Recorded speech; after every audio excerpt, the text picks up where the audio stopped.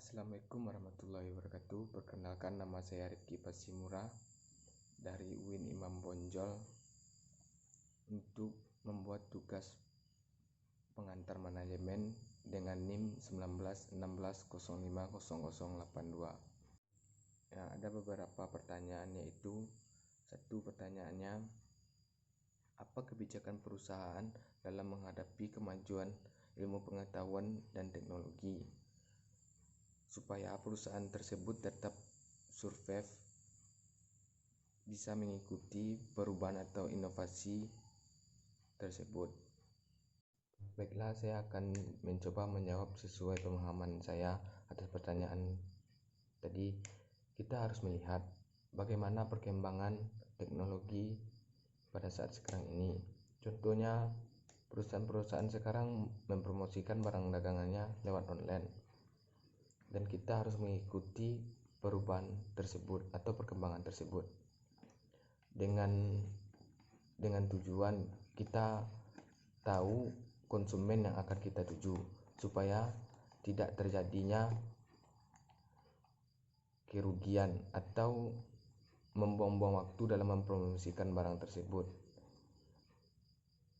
dan tetap menstabilkan penjualan dengan keadaan offline atau penjualan dalam keadaan sebelumnya, dan kita menambah konsumen kita lewat online.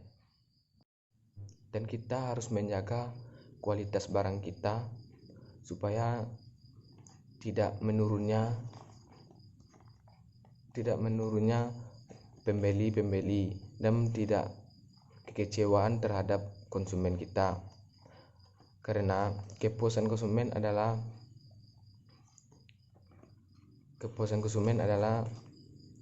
kebanggaan bagi perusahaan, dikarenakan setiap konsumen pasti membanggakan suatu produk yang dia dapatkan kepada orang lain,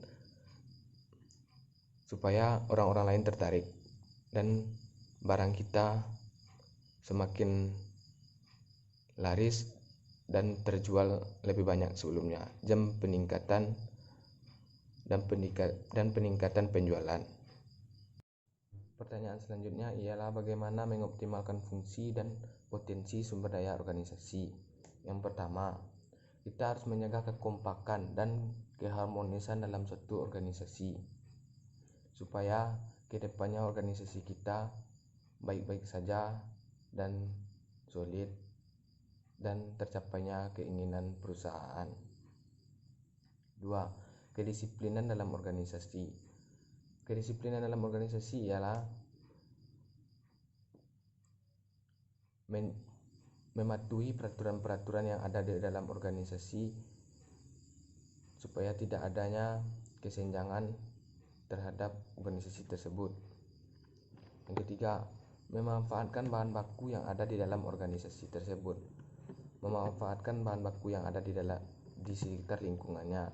Contohnya, perusahaan membuat kursi kayu, itu tentunya kita harus memiliki bahan baku di sekitar organisasi kita, yaitu memiliki kayu-kayu yang akan diolah menjadi kursi. 4. Memanfaatkan ilmu pengetahuan seseorang dalam organisasi. Seseorang dalam organisasi memiliki di setiap organisasi memiliki atau terdiri dari beberapa orang. Setiap orang tersebut pasti memiliki ilmu pengetahuan yang berbeda-beda. Di setiap ilmu pengetahuan yang berbeda-beda dapat kita manfaatkan ilmu-ilmu yang berbeda tersebut supaya organisasi kita maju dan perusahaan kita maju dan terciptanya organisasi yang makmur. Dan pertanyaan terakhir ialah contoh dan bentuk tanggung jawab sosial perusahaan dalam masa pandemi COVID-19. Yaitu contoh tanggung jawab perusahaan ialah memperbolehkan karyawan atau tenaga kerja pada perusahaan tersebut